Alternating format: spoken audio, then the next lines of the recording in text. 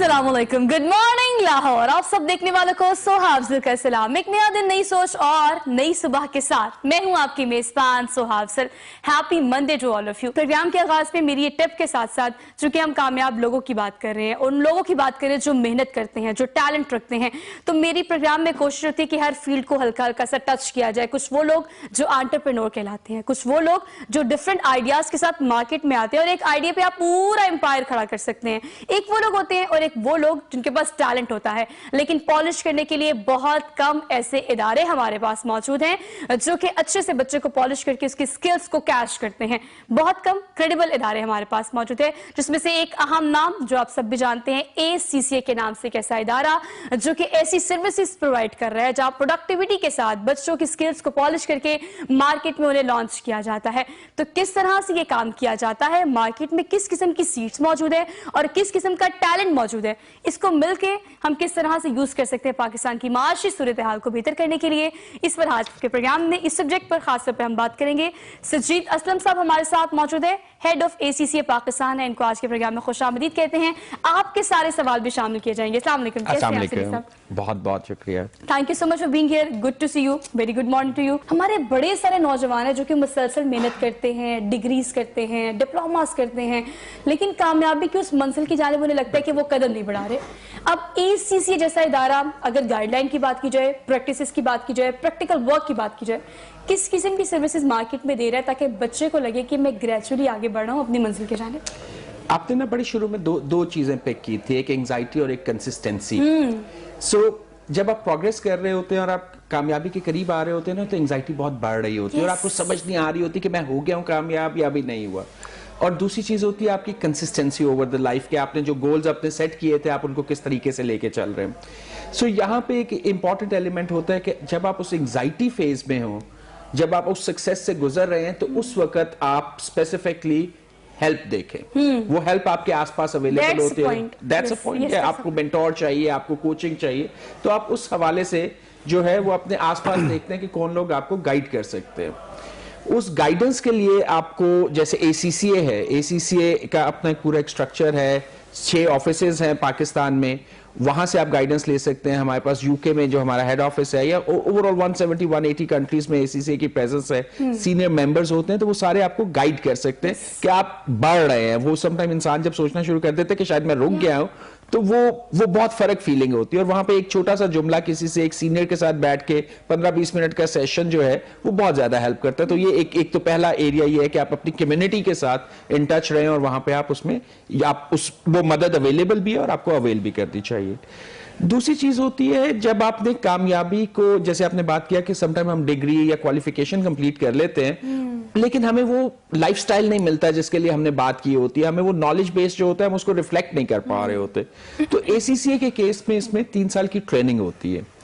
वो ट्रेनिंग एक important element होता है जिसमें कॉम्पिटेंसीज डेवलप होती हैं, और वो कॉम्पिटेंसीज सिर्फ टेक्निकल कॉम्पिटेंसीज नहीं होती, उसमें वो कॉम्पिटेंसीज की भी बात होती है कि आपने लोगों के साथ किस तरह उठना बैठना है, आपके सोशल स्किल्स कैसे होंगे, लीडरशिप कैसे आप मैनेज करेंगे, और सबसे बड़ी बात अपने आप को कैसे मैनेज करेंगे, अपनी लाइफ स्किल जिसकी हम बात करते हैं, आप अपनी टेम्पटेशन को, अपनी पर्सनैलिटी को किस तरह कंट्रोल करेंगे और ग्रूम करेंगे। तो वो फिनिशिंग टचेस होते हैं जो उस ट्रेनिंग के दौरान आते हैं, और वो बड़ा एक पूरा स्ट्रक्चर बना हुआ है। 9 परफॉर्मेंस ऑब्जेक्टिव्स हैं जो वो अचीव करते हैं, और फिर उसको कोई सुपरवाइज करता है और उसको कोई वैलिडेट करता है कि हाँ ये अचीव हो गया।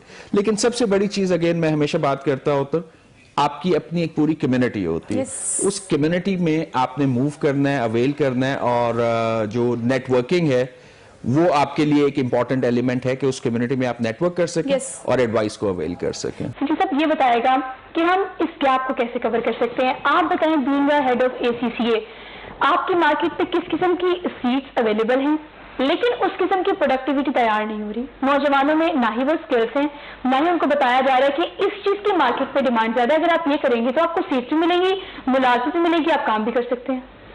अच्छा, इसमें ना I'll give you a different perspective। सबसे पहले तो हमें एक चीज इसको अंडरस्टैंड करना है कि इस वक्त मार्केट जो है वो बहुत ज्यादा इवॉल्व हो चुकी है। अगर हम बात करते हैं तो आज से 10-15 साल पहले जो हमारा एक कॉन्सेप्ट होता था, एक नौकरी का कॉन्सेप्ट होता था, या एक बिजनेस का करने का तरीका कार था, वो बहुत चेंज हो चुका हुआ है। और बहुत दफा जब हम अपने यूथ को देखते हैं, उनकी कुछ हैबिट्स और रूटीन्स देखते हैं, तो हम उनको इमीडिएटली वो गलत करार दे देते हैं।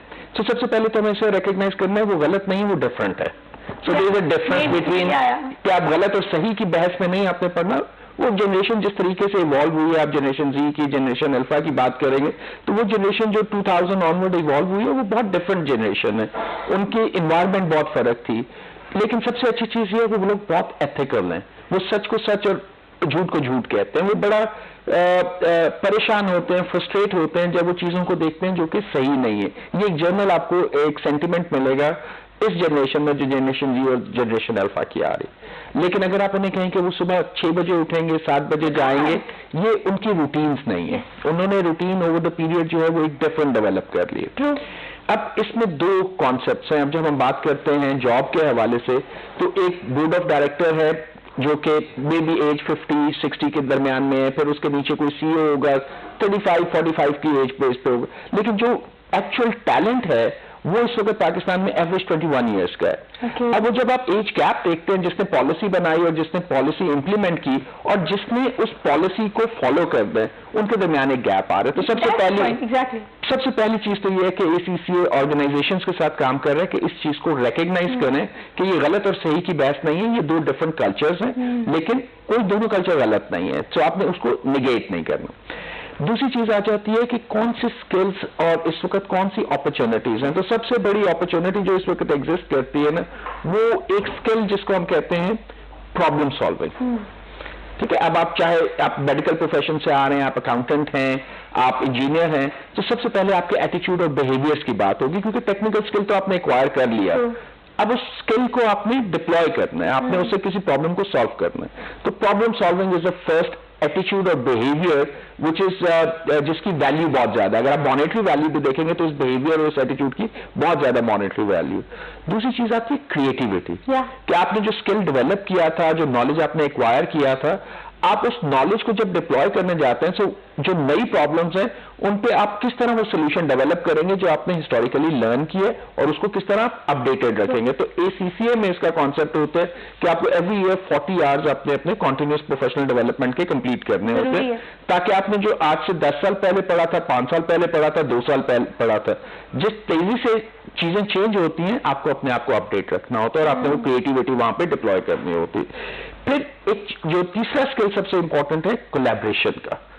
आपने कोलैबोरेट किस तरह करना है, क्योंकि अब वो जो कॉन्सेप्ट हिस्टोरिकल था कि आप एक टेबल के गिर्द 8 लोग बैठे हुए हैं और मिलकर काम कर रहे हैं, वो शायद अब ये है कि आप एक टीम मीटिंग्स पे चले जाते हैं, आप गूगल मीट यूज कर रहे हैं, आप जूम यूज कर रहे हैं, you are using different technologies, और अब आपने कोलैबोरेट करना है उसमें, और कोलैबोरेट करके आपने एक आउटकम की बात करनी है। आप एक लिस्ट ऑफ टास्क की बात नहीं कर सकते कि मेरे 10 टास्क थे मैंने खत्म कर दिए, आपको इम्पैक्ट की बात करनी। अब उस कोलैबोरेशन में उन सारे माइंडसेट्स को इकट्ठा लेके चलना वो एक लीडरशिप स्किल है। So collaboration, problem solving, creativity, that's lead to that leadership skill जो हर एक को रिक्वायर्ड है। उसके बाद जब हम वो बात करते हैं कि आपका जो टेक्निकल स्किल था या आपकी एथिकल ग्राउंड्स हैं, वो एक इंपॉर्टेंट एरिया है, लेकिन डिप्लॉयमेंट के लिए आपको ये 3-4 स्किल्स जरूर चाहिए। आप किसी भी फील्ड में हैं तो आपने ये डेमोन्स्ट्रेट करने हैं, आप इससे भाग नहीं सकते। जी साहब, ये एक पॉइंट है कि बहुत सारे लोग चाहते हैं कि स्किल्स पाकिस्तान से सीखें, पढ़े पाकिस्तान में, लेकिन उन्हें कैश करें आउट ऑफ कंट्री, किसी अब्रॉड किसी जगह पर जाकर। इस लिहाज से ACCA किसी की सर्विसेज दे रहा है कि आप क्या सिखाते हैं, जिसके बाद लोगों के लिए आसान हो जाता है बाहर जाकर कमाना। इससे पहले तो ACCA जो ये ग्लोबल क्वालिफिकेशन है और ये हर जगह पे जो स्टैंडर्ड्स हैं वो सेम होते हैं, हर जगह पे वही अप्लाई होना है, वही कॉन्सेप्ट्स हैं, वही स्टैंडर्ड्स हैं, वही कंप्लायंसेस हैं और सिमिलर टैक्सेस हैं। टैक्सेस में फर्क आता है लेकिन उसका मोर लेस वही सिमिलर पैटर्न्स होते हैं अगर आप इंग्लिश लॉ को फॉलो कर रहे हैं। तो सबसे पहले जो टेक्निकल स्किल्स उन्होंने पाकिस्तान में एक्वायर किए और जिस एग्जाम में वो पाकिस्तान में बैठे हैं वो एग्जैक्टली वही एग्जाम था जिसमें UK में भी बच्चा बैठा था, चाइना में भी बैठा था और ऑस्ट्रेलिया में भी बैठा था उसी टाइम में, राइट। सो एक तो आपका जो भी असेसमेंट इवैल्यूएशन होगी वो इक्विवेलेंट होगी और हर जगह एक्सेप्टेबल होगी क्योंकि सारे बच्चे एक ही एग्जाम में बैठ रहे हैं। सो सबसे पहली चीज तो एक्सेप्टेबिलिटी के हवाले से बात हो जाती है। दूसरी बात आती है कि अब आप पाकिस्तान में काम करना चाहें, आप UK में काम करना चाहें, आप ऑस्ट्रेलिया में काम करना चाहें, आप चाइना में जा रहे हैं, फार ईस्ट में जा रहे हैं, मिडिल ईस्ट में जा रहे हैं, तो वहां पे आपका नॉलेज और आपकी एक्सपर्टीज ऑलरेडी रिकग्नाइज है क्योंकि ACCA के ऑफिसर्स हैं, वो रेगुलेटर्स के साथ भी काम कर रहे हैं, वो एम्प्लॉयर्स के साथ भी काम कर रहे हैं और वहां पे एक पूरा सपोर्ट स्ट्रक्चर है। तो आप अगर वहां पे लैंड करते हैं और आप ACCA स्टूडेंट हैं या मेंबर हैं और आप ACCA ऑफिस को कांटेक्ट करते हैं तो वो आपको गाइड करते हैं कि वहां पे किस तरह के मसाइल या किस तरह की अपॉर्चुनिटीज आपने देखनी है आगे चल के। अब तीसरी चीज आ जाती है कि क्या हमें वाकई बाहर जाके काम करना है तो हम डॉलर लेके आएंगे, राइट? अब यहाँ पे जब फ्रीलांसिंग जिस तरह अडॉप्ट हुआ, आप अभी भी upwork.com पे जाके ACCA लिखें तो there is a list of people जो यहाँ बैठे हुए हैं लेकिन डॉलर्स में कमा रहे हैं। They are working for somewhere else. They are working for somewhere else. So वो एक ग्लोबल इकोनॉमी का पार्ट बन गए। सो टेक्नोलॉजी जिस तरह इवॉल्व हुई है, जैसे अभी ई-कॉमर्स की भी बात हो रही थी, अब जब आपकी टेक्नोलॉजी और ट्रेड इवॉल्व होता है और आपकी टेक्नोलॉजी उसको ग्लोबलाइज कर देती है तो फिर आपके लिए अपॉर्चुनिटी के लिए बाहर नहीं जाना होता। और जब आप किसी ऑर्गेनाइजेशन लाइक ACCA के साथ एसोसिएटेड है तो जब आपके नाम के साथ FCCA या ACCA लगा होता है तो वो किसी भी कंट्री में रिकॉग्नाइज्ड होता है कि आप क्या स्किल दे सकते हैं, क्योंकि वहां पे हमारा एक ऑफिस है, वो ऑलरेडी उन एम्प्लॉयर्स के साथ काम कर रहे हैं। तो बहुत से बच्चे अगर आप रिसेंटली देखेंगे, पर्टिकुलर लास्ट 3-4 इयर्स में, वो यहाँ बैठे हुए हैं और वो फ्रीलांसिंग के थ्रू या वो आउटसोर्सिंग के थ्रू वो काम मुसलसल किए जा रहे हैं और उनकी अर्निंग्स अगर आप देखेंगे तो वो बहुत डिफरेंट है। लेकिन क्या हर कोई कर सकता है? बिल्कुल कर सकता है, लेकिन उसके लिए वो बिहेवियर्स चाहिए, वो एथिक्स चाहिए, क्योंकि ये सारी गेम है ट्रस्ट की। जब आप एक अकाउंटेंट की बात करते हैं, किसी भी बिजनेस की बात करते हैं, जैसे अभी हम प्रोडक्ट की भी बात कर रहे थे, तो वहां पे एक क्वालिटी और ट्रस्ट का एलिमेंट होता है जो आपके लिए रिपीट सेल लेके आता है। सो अब हम एक ऐसे एरा में एंटर हो गए हुए हैं कि जहां पे ट्रस्ट और ethics are the best business models. क्योंकि अगर आप ग्लोबल इकोनॉमी का पार्ट बन रहे हैं तो आप वॉल्यूम का अंदाजा कर लें, अगर the rest of the world, अगर 8 बिलियन लोग आप पे ट्रस्ट कर सकते हैं आपकी सर्विस के ऊपर, तो आप किस वॉल्यूम में बिजनेस जनरेट कर सकते हैं। और जस्ट इमेजिन अगर आप कोई चीज ऐसी करते हैं जो एथिकल नहीं है, जो आपको मार्क नहीं है, तो वो सोशल मीडिया पे जिस तरह प्रोपोगेट होती है, आपका एग्जिस्टिंग बिजनेस भी बंद हो जाता है। So ethics and the trust are the key business model, ये की एलिमेंट्स हैं बिजनेस के। और ACCA में इन चीजों पे बहुत ज्यादा फोकस होता है और इसको बाकायदा सिखाया जाता है, करवाया जाता है केस स्टडीज के तौर पे, और फिर बाद में ट्रेनिंग्स में इन चीजों को डेमोन्स्ट्रेट करना होता है। सो नॉर्मली जो फर्स्ट इंस्टेंस होगा, अगर आप एज आउटसोर्सिंग आप किसी को ऑफर कर रहे हैं या as a freelancer individually offer कर रहे हैं, तो उनका पहला जो रिएक्शन होगा, they will try to trust you unless until you breach it. क्योंकि वहां के ऑफिस ने एक एनवायरनमेंट जनरेट की हुई है, चाहे मिडल ईस्ट में है, यूरोप में है, ऑस्ट्रेलिया में है, तो वहां के ऑफिस ने एक एनवायरनमेंट और एक ब्रांड जनरेट किया हुआ। Now if you follow that ethics and trust और हम उसको प्रॉपरली वो टेक्निकल जो आउटकम्स हैं वो दे पाते हैं, हम अपने कम्युनिकेशन, कोलैबोरेशन, क्रिएटिविटी और प्रॉब्लम सॉल्विंग वाले बिहेवियर्स डेमोन्स्ट्रेट कर पाते हैं, there is no limit to business. You don't have to even travel, आप यहाँ बैठ के वो बिजनेस डेवलप कर सकते हैं और बेतहाशा बच्चे कर रहे हैं। बशर्त ये कि आपको ये सारी टिप्स बता रहा हूँ, देखिए फ्री टिप्स मिल रही है आपको सुदीप साहब से, वो भी इतनी प्रोडक्टिव वन। ये बड़ी अच्छी बात है कि देखिए मैंने प्रोग्राम कर लिया, घंटा मैंने बोल लिया, भाई मेरा तो काम है बोलना, मैं बोल लूंगी, वो आपको सजेशंस भी देंगे। बट थिंग इज कि आपको किस तरह से इम्प्लीमेंटेशन की तरफ जाना है, यहां बैठकर आप कैसे कमा सकते हैं। ACCA आपको किस तरह से गाइडलाइन दे सकता है, किस तरह अपॉर्चुनिटी दे सकता है, किस तरह से आपको सिखा सकता है। फाइनली क्योंकि मुझे ऐसा लगता है कोविड-19 को डिस्कस करना हम सब पे फर्ज हो गया है, कहीं ना कहीं हम एड ऑन करते हैं। अब मैं कहती हूँ कि एक ऐसी ट्रेजेडी है जिसने फाइनली हमें डिजिटल पाकिस्तान पर शिफ्ट कर दिया है या स्विच कर दिया है, वरना हम एडी चोटी का भी जोर लगा लेते हैं, जूम का हमें नहीं पता था, ऑनलाइन क्लास का कॉन्सेप्ट पाकिस्तान में नहीं था। तो ये ऑनलाइन क्लासेस के साथ साथ किस किस्म के ऑनलाइन कोर्सेज जो है वो ACCA बच्चों को दे रहा है कि don't need to come class में आने की, वो इस एनवायरनमेंट की जरूरत नहीं है। अब घर बैठ के कौन कौन सी ऐसी कोर्सेज, डिप्लोमास और चीजें जो कि सीख सकते हैं जो ACCA प्रोवाइड कर रहा है।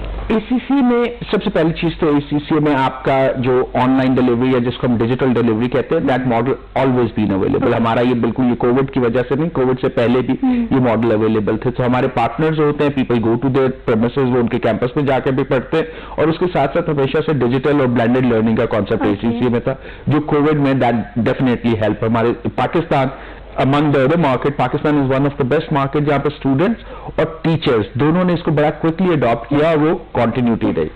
तो एग्जाम के केस में भी हमारे कंप्यूटर बेस्ड एग्जाम्स बहुत पहले शुरू हो गए थे। तो अब दूसरा सवाल रहता है कि वो सेंटर में होंगे या रिमोटली प्रॉक्टर होंगे, तो अब दोनों मॉडल्स अवेलेबल हैं। तो जब पाकिस्तान में या दुनिया के जिन हिस्सों में चीजें नॉर्मलाइज हो जाती हैं, वहां पर सेंटर बेस्ड एग्जाम हो रहे होते हैं, दैट्स ऑलवेज अ प्रेफरेंस।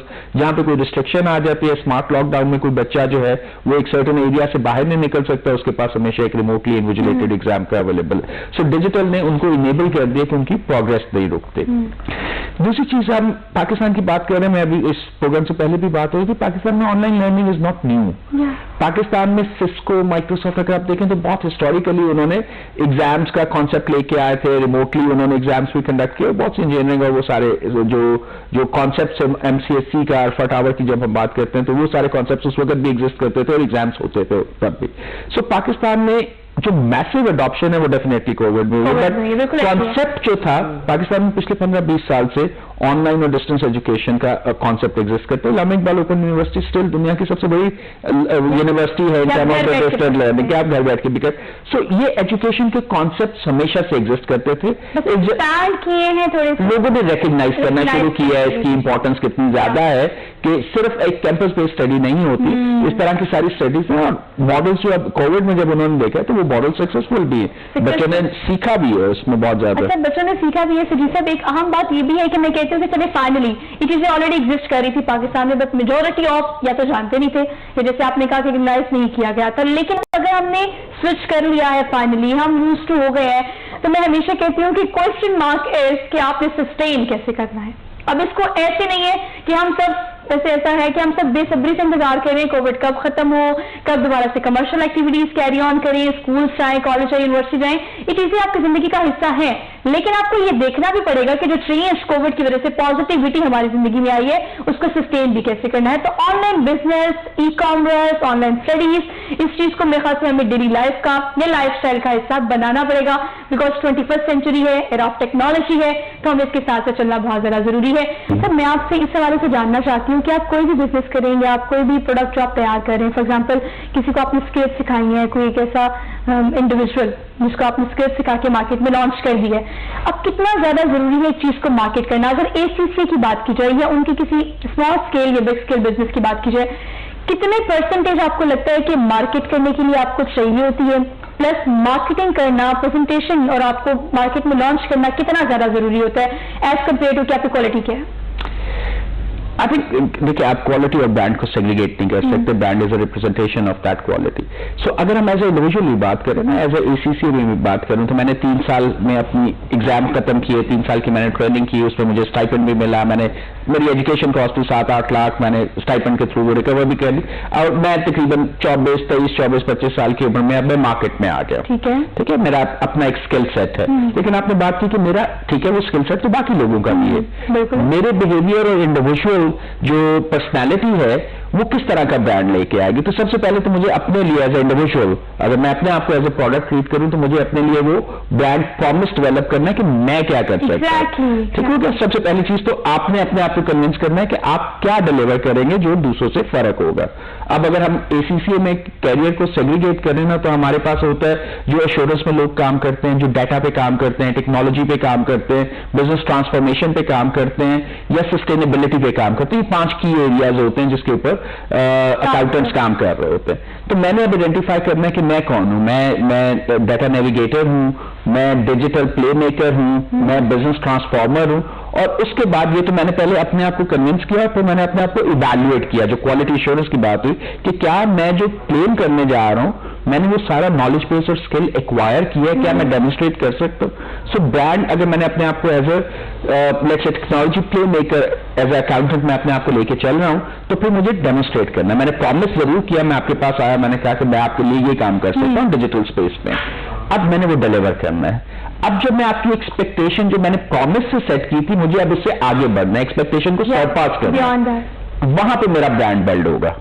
मेरा ब्रांड जो प्रॉमिस था उसकी बेस पे आपने मुझे एक चांस दिया, जब मैं सरपास करूंगा उस एक्सपेक्टेशन को, तो वहां पे मैं आपको वो वैल्यू डिलीवर कर रहा हूं जो आपकी एक्सपेक्टेशन से बहुत ज्यादा है, जो आपकी क्रेडिबिलिटी है, जो आपकी इंडिविजुअलिटी है। अब यहाँ पे यू आर विलिंग टू पे मी हायर, क्योंकि मैंने वो ट्रस्ट बिल्ड कर लिया कि मैंने प्रॉमिस जो किया था और वो deliver. That's how the brands are built. अब दूसरी बात आती है मार्केटिंग की, कम्युनिकेशन की। अब ये बात तो आपको पता है, लेकिन बाकी लोगों को कैसे पता चलेगा? तो वो आपके कम्युनिकेशन चैनल्स हैं जहां पे इस बात को आपने स्प्रेड आउट करना है, तो वहां पे आपके ओवरऑल ब्रांड्स भी बनेंगे, इंडिविजुअल ब्रांड भी बनेंगे, और आपके लिए जो अर्निंग पोटेंशियल है वो बहुत चेंज हो जाता है। That's really very well elaborated. Thank you so much three of you. Productive discussion रही सजी साहब ने इतने अच्छे टिप्स दिए कि अगर उन टिप्स में से कोई चंद ACC being a head of ACC के अलावा जो आपकी जिंदगी के लिए, आपके बिजनेस के लिए, आपकी मुलाजमत के लिए, कामयाब होने के लिए जो टिप्स इन्होंने बताई हैं, अगर उसमें से कुछ चंद एक को भी अगर आप इंप्लीमेंट करना शुरू कर दें अपनी जिंदगी में, तो आपके लिए चीजें आसान हो जाएंगी।